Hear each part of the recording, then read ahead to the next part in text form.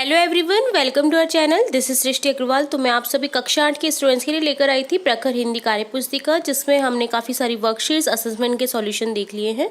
यहाँ पर हम कंटिन्यू देखेंगे कार्यपत्रक 21 से, और काफ़ी सारे कार्यपत्रक के सॉल्यूशन हम यहाँ पर देखने वाले हैं। तो जुड़े रहें इसी तरह वीडियो के एंड तक, ताकि आपको सभी कार्यपत्रक के क्वेश्चन अच्छे से समझ आ जाए। तो यहाँ पर सबसे पहले देखेंगे कार्यपत्रक 21 का सॉल्यूशन, जिसमें क्वेश्चन फर्स्ट है, रिक्त स्थानों में उचित संबंध बोधक लिखकर वाक्य पूरा कीजिए।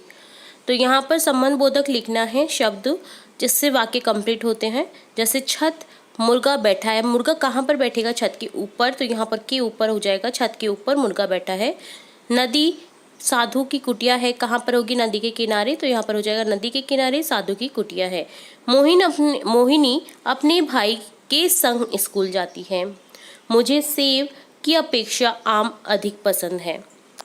तो ये सभी संबंध बोधक शब्द होते हैं जो कि वाक्य को पूरा करने के लिए यूज किए जाते हैं। सेकंड है, दो वाक्यों को जोड़कर वाक्य बनाइए। गोलू थक गया था, वह सो गया है। तो यहाँ पर हो गया गोलू थक कर सो गया है।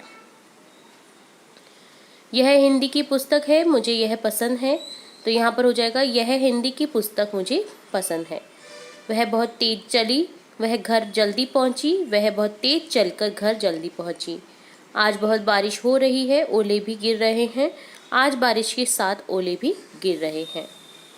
थर्ड क्वेश्चन है, दिए गए खाली स्थानों में उचित अव्यय शब्द लिखकर वाक्य पूरा कीजिए। श्रुति और नेहा पढ़ रही थी। परिश्रम से पढ़ाई करो ताकि परीक्षा में सफल हो सके। इन्हें जो इंग्लिश में बोला जाता है ना कंजक्शन, ये वही हैं जिनका हिंदी में हम पढ़ रहे हैं। तो ये अव्यय शब्द कहलाते हैं, जो कि जोड़ने का जो दो संज्ञाएं होती हैं या दो मतलब एक जैसे दो वाक्य होते हैं, तो उन्हें जोड़ने के लिए यूज़ में लिया जाता है। वाक्य जो दूसरा वाक्य है उसे जोड़ने के लिए इनका यूज़ किया जाता है। जैसे राम तो आया मगर श्याम नहीं आया। जब सर्दी पड़ती है तब गर्म कपड़े पहनते हैं। तो कहीं ना कहीं डिपेंडेंसी है सेकंड वाक्य की फर्स्ट वाक्य पर। फोर्थ क्वेश्चन है, वाक्यों में दिए गए संबंध बोधक शब्द छाट कर लिखिए। प्यास के मारे बुरा हाल है। यहाँ पर संबंध बोधक हो गया के मारे। इसी तरह मेरा घर मंदिर के पास है, के पास यहाँ पर है संबंध बोधक। मैं गोपाल के बिना नहीं जाऊंगा, के बिना क्या हो गया यहाँ पर संबंध बोधक शब्द। वासु के आगे मैं खड़ा हूँ, के आगे क्या हो गया? संबंध बोधक शब्द। यह पत्र मीरा के द्वारा लिखा गया, के द्वारा क्या है? संबंध बोधक शब्द। तो इस तरह से डन होता है कार्यपत्रक 21 का सॉल्यूशन। अब देखेंगे कार्यपत्रक 22, जिसमें है क्वेश्चन वह हंस दिया। एक विधा दे रखी, यहाँ पे एक पैराग्राफ दे रखा है जिससे रिलेट कुछ क्वेश्चन पूछे जा सकते हैं जिनके आपको आंसर करने हैं।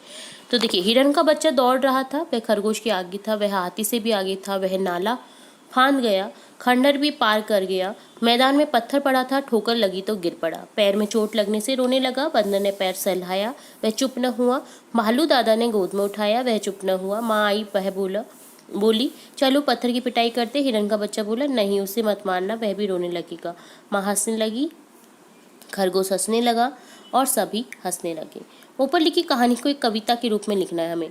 दौड़ रहा था हिरण का बच्चा, अच्छा अच्छा मन का सच्चा। भाग रहा था खरगोश से आगे और वह था हाथी से आगे। फांद गया नाला और खंडर, पड़ा बीच मैदान में पत्थर। तो यहाँ पर जैसे जैसे हमें मिल रहे हैं ना, उसी तरह से हमें बना देनी है कविता। ठोकर खाकर गिरा, चोट दर्द से रो पड़ा। बंदर ने सहलाया पैर, भालू ने उठाया गोद, पर चुप वह नहीं हुआ। माँ बोली पत्थर को पीटो, वह बोला नहीं, वह भी रोएगा। सुनकर सबको आया हंसना, बच्चों का मन कितना निर्मल। तो यहाँ पर इस तरह से हमने कविता बनाई। यहाँ पर करेक्ट कर देना, ये गिरा है, ठीक है, ठोकर खाकर गिरा, ठीक है। तो इस तरह से हमें कविता बनानी थी। एक गद्यांश को कविता के रूप में कन्वर्ट कराया है हमने। तो इसका शीर्षक है वह हंस दिया या वह हंस पड़ा। तो यहाँ पर कार्यपत्रक 22 का सॉल्यूशन डन होता है। इसी तरह से हम देखेंगे कार्यपत्रक 23, जिसमें गद्यांश को पढ़ करके प्रश्नों के उत्तर देने हैं। तो गद्यांश है, किसी जंगल में एक हरा भरा पेड़ था। उस पेड़ पर बहुत से पक्षी अपना घोंसला बनाकर रहते थे। उन पक्षियों में एक तोता भी था। वह शाकाहारी था। अन्य पक्षी तो फल फूल के साथ कीड़े मकोड़े भी खा लेते थे, परंतु तोता केवल पेड़ के फल फूल खाकर ही संतुष्ट रहता था। एक दिन उस जंगल में शिकारी आया। हरे भरे पेड़ पर तरह तरह के पक्षियों को बैठा देखकर उसने शिकार करने की सोची। उसने जहर से बने बाण से एक पक्षी पर निशाना लगाया, किंतु उसका निशाना चूक गया और बाण पेड़ के तने में जा लगा। कुछ दिनों के बाद जो है पेड़ जहर के असर से सूख गया और पक्षियों को आशियाना उजड़ गया। तो यहाँ पर क्वेश्चन है, दिए गए विकल्पों में से सही उत्तर चुनिए। जंगल में कैसा पेड़ था? हरा भरा। तोता कहाँ रहता था? पेड़ पर। पेड़ पर पक्षी क्या बनाकर रहते थे? घोंसला। तोता शाकाहारी था। शाकाहारी का अर्थ होता है मांस का सेवन नहीं करने वाला। मांसाहारी होते हैं मांस का सेवन करने वाले, सर्वाहारी होते हैं जो दोनों का सेवन करते हैं। सेकंड क्वेश्चन है, रिक्त स्थानों की पूर्ति कीजिए। यहाँ पर रिक्त स्थान की पूर्ति करनी है। हरा भरा पेड़ किसके असर से सूख गया था? जहर के असर से। पेड़ों पर बहुत से क्या रहते थे? पक्षी बनाकर अपना घोंसला बनाकर रहते थे। बाण की जहर से पेड़ सूख गया। शाकाहारी पक्षी फल फूल खाकर ही अपनी भूख को मिटाते हैं।